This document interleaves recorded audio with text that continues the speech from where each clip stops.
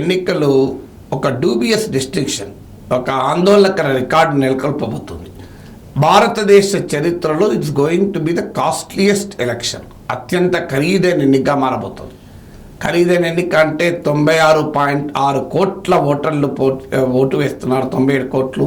సాధారణంగా ఎన్నికల కమిషన్ ఖర్చు పెరుగుతుంది, కానీ ఎన్నికల కమిషన్ ఖర్చు కాదు. ఇక్కడ రాజకీయ పార్టీలు అభ్యర్థులు పెడుతున్నటువంటి ఖర్చు, ఎన్నికల నిబంధనల్ని పక్కకు పెట్టి చేస్తున్న భారీ ఖర్చుల వల్ల భారతదేశ చరిత్రలోనే అత్యంత ఖరీదైన ఎన్నికగా 2024 ఎన్నికలు మారబోతుంది. దాంతోపాటు ప్రపంచంలోనే ఖరీదైన ఎన్నికలుగా కూడా మారుతుందని centre for media studies CMS అంచనా వేసింది. లాస్ట్ అమెరికన్ ఎలక్షన్స్కు 1,20,000 crores ఖర్చు అయితే ఈసారి 2024 భారతదేశ ఎన్నికలు 1,35,000 కోట్లు ఖర్చు అవుతుందట అంచనా.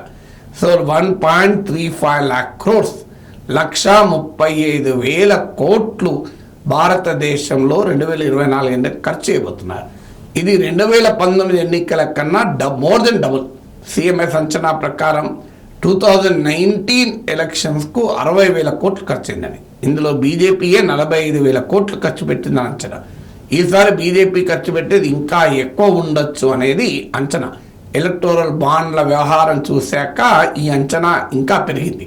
సో 1,35,000 crores అంటే కేవలం క్యాంపెయిన్ పీరియడ్ నామినేషన్లు వేసినప్పుడే కాదు, ఎన్నికలు వస్తాయనుకున్నప్పుడు 3-4 నెలల నుంచే ఈ క్యాంపెయిన్ మొదలవుతుంది.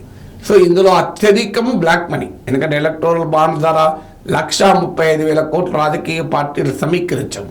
ఇందులో ప్రజలకు నేరుగా ఎన్నికల సమయంలో పంచే డబ్బుతో మొదలుకొని రవాణా ఖర్చులు, ప్రచార క్యాంపెయిన్ మెటీరియల్ ఖర్చులు, మీడియా సోషల్ మీడియా మేనేజ్మెంట్కి అయ్యే ఖర్చులు, డిజిటల్ క్యాంపెయిన్లు, అఫీషియల్గా టీవీలలో ఇచ్చే అడ్వర్టైజ్మెంట్లు, ఇలా ర్యాలీలు, కార్యకర్తలు బహిరంగ సభలకు తరలించే జనానికి ఇచ్చే డబ్బులు, బిర్యానీలతో సహా లెక్కలేస్తే రోజువారీ క్యాంపెయిన్లో పాల్గొనే జనానికి డబ్బులు ఇవ్వడము, ఇవన్నీ చూస్తుంటే ఒక భారీ ఖర్చు. 1,35,000 crores అమెరికా ఎన్నికలను మన ఎన్నికలు మించిపోతుంది. అయితే ఇవన్నీ మళ్ళీ ప్రజలకే చెప్పిపోతాయి కదా, ఎకానమీలోకే వస్తాయి కదా, దీనివల్ల ఎకానమీకో స్టిమ్యులస్ వస్తుంది, ఉద్దీపన వస్తుందని కూడా వాదించేవారున్నారు. అది నిజమే కావచ్చు, కానీ రాజకీయంగా చూసినప్పుడు ఇంత ఖర్చు పెట్టగలిగే వారు ఎవరుంటారు? అందుకే మీరు గమనిస్తే సూపర్ ధనికులు ఎన్నికల్లో గెలుస్తున్నారు. శతకోటీశ్వర్లు 1,000 కోట్ల రూపాయల అభ్యర్థుల అఫిడవిట్లు చూస్తే అధికారికంగా ప్రకటించింది 1,000 కోట్లు ఉంటుంది. సో దానివల్ల ఏం జరుగుతోంది అంటే రాజకీయాల్లో కనీసం 100 కోట్లు ఖర్చు పెట్టండి ఒక ఎంపీ కాని పరిస్థితి తెలుగు రాష్ట్రాల్లో, ఓ 50 కోట్లు ఖర్చు పెట్టండి ఒక ఎమ్మెల్యే కాని పరిస్థితి. రఘునందన్ రావు మునుగోడు ఉప ఎలక్షన్కు లెక్క కూడా చెప్పాడు మనకు అధికారికంగా. ఆయన అథారిటేటివ్గా ఇచ్చిన లెక్క ఏంటంటే మా పార్టీ 100 కోట్లు ఖర్చు పెట్టింది అని. 100 కోట్లు ఖర్చు పెట్టినా గెలవలేదు అన్నది వేరే. ఇవాళ 96.6 కోట్లు, సుమారు 97 crore ఓటర్స్ సగటున 1,400 రూపాయలు ఖర్చు చేస్తేనే 1,35,000. నిజంగా 1,400 అవుతుందా అంటే మన తెలుగు రాష్ట్రాల్లో ఒక్కొక్క ఓటర్కు 1,000, 1,500, 2,000 పంచుతారు ఒక్కొక్క పార్టీ. అంటే 3 ప్రధాన పార్టీలు ఉంటే 5-6 వేలు వస్తాయి. కానీ ఆ తెలుగు రాష్ట్రాల్లో ఉన్నంత ఈ పంపిణీ వ్యవస్థ ఇతర రాష్ట్రాల్లో ఉండకపోవచ్చు.